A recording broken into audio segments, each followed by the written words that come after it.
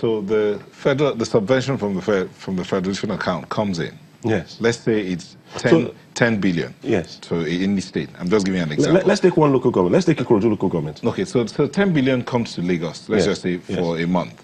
Of that 10 billion, 10%. 3% or 33 billion is to the local government.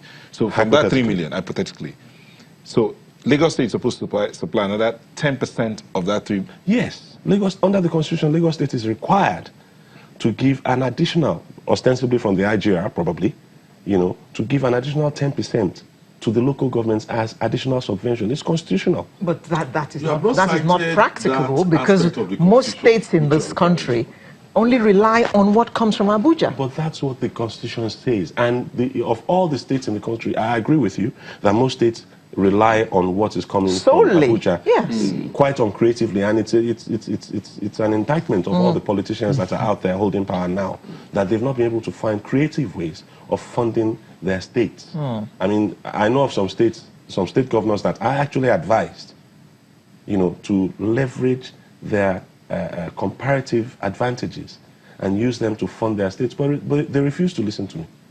I know of at least 2 that I personally advised. So what I'm saying is, I agree that Lagos State actually needs more local governments. I totally agree with that, based on our population purely. You're looking at 24 million people. You can't hedge all of us into just 20 local governments, while Kano has 44 local governments. The joint Kano, Jigawa, and what's the other state that was carved out of Kano?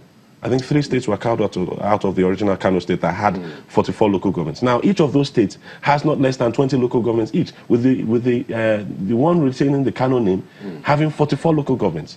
Meanwhile, it was at the time when Lagos had 20 local governments that they had that. So they've now increased to about ×4 of what Lagos State government had. So and Lagos still has the same number. Yes, we still had the same 20. So I agree that we need 57 local LCTAs, local governments, whatever you want to call them, at the very least. What I'm arguing with is the method of funding them. Leave them alone. Let them manage waste. It's their. Excuse me, sir. No, excuse me, sir. You are the politician. Let me tell you what you don't excuse me. I'm talking about that. I'm talking about the Constitution. Excuse me, sir. Yeah, but excuse me, sir. I'm speaking about the Constitution, sir. Okay. If Lagos State government, in all honesty, says we want to create these local governments, and the Constitution says they are inchoate, to demonstrate their sincerity of purpose, it is necessary for Lagos State government to say, okay, we have created you guys, we are conducting elections into you guys, we are putting chairmen and councillors in place. Guys, under the state government, please go ahead and carry out the constitutional responsibilities. You won't get federal allocation, but you can get your IGR, because we've now created you. Nobody's going to disturb you from going to residents and saying, bring your tenement rate. They will not stop you from going to radio, TV license. Radio and TV license, off and on license, abattoir charges, market charges, lock-up shop, all the other things, advertising and so on. Mr. Gbadamosi, I think you need to hear this tweet. This is from Festus Akimboiwa, and he says, whoever is throwing his hat into the ring to take on Ambode in Lagos has a Herculean task, because Ambode has established himself in the last 3 years through hard work and developmental projects. There's absolutely no doubt about that. But the thing people ought to remember is that each of these people that has become governor of Lagos State, what were they before they became governor? That's the question that everybody fails to ask. Who were they before they became governor?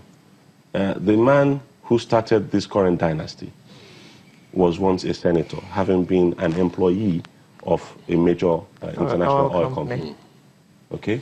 And what experience did they have of providing the basics, the needs of the people, like you pointed out, electricity, water, good roads, and so on? He didn't have any. He had no experience of doing that. I do. I manage a tiny estate, about 300 homes. I've provided roads. I've provided electricity uninterrupted for the last 8 years. I've provided water uninterrupted for the last 8 years. I provide all sorts of other services to the residents of that estate without collecting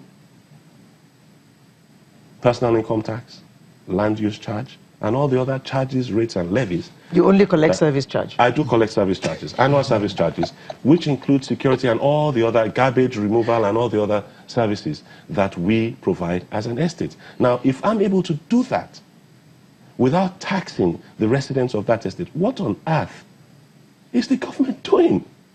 The government collects money from the motor park.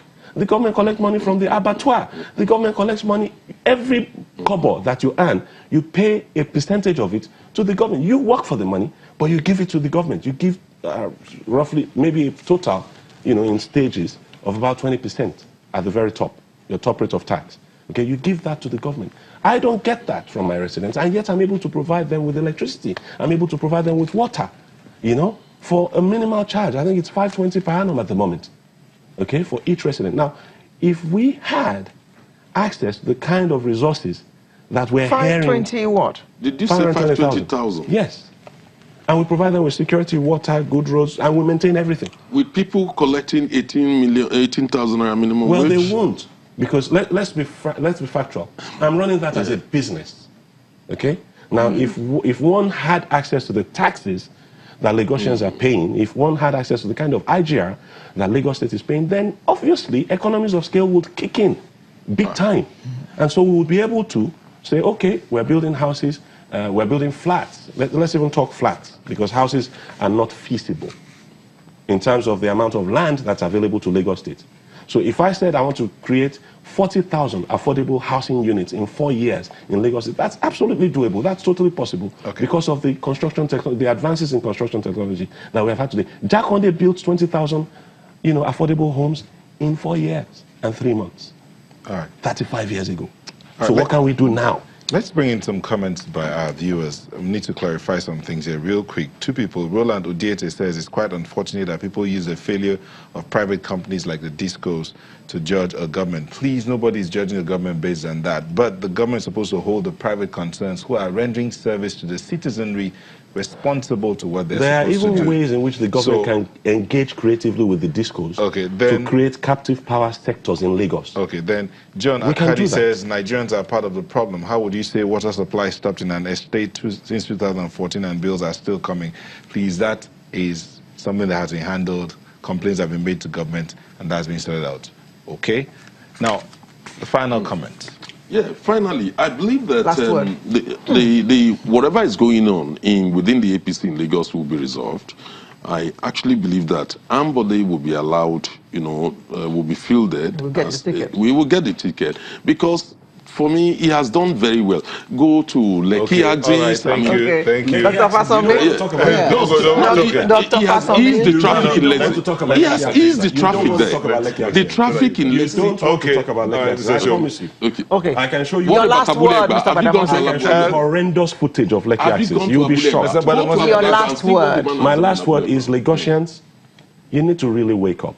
You can't continue in this suffering, because you need to actually not compare Lagos with any other Nigerian city. We are in competition with other major cities around Africa and around the world. There's a city, Kigali, in Rwanda. They came out of a war. Go and look at them. They're a shame to Lagos. Accra, just down the road. They're a shame to Lagos. Tourist dollars are going to all these places. They're not coming to Lagos. And we need to access, the funds generated by our own diaspora, our own children in the diaspora, Dr. Fasombe, which they spend on tourism. The Lagosians especially should at least honor the exchange between them and the government.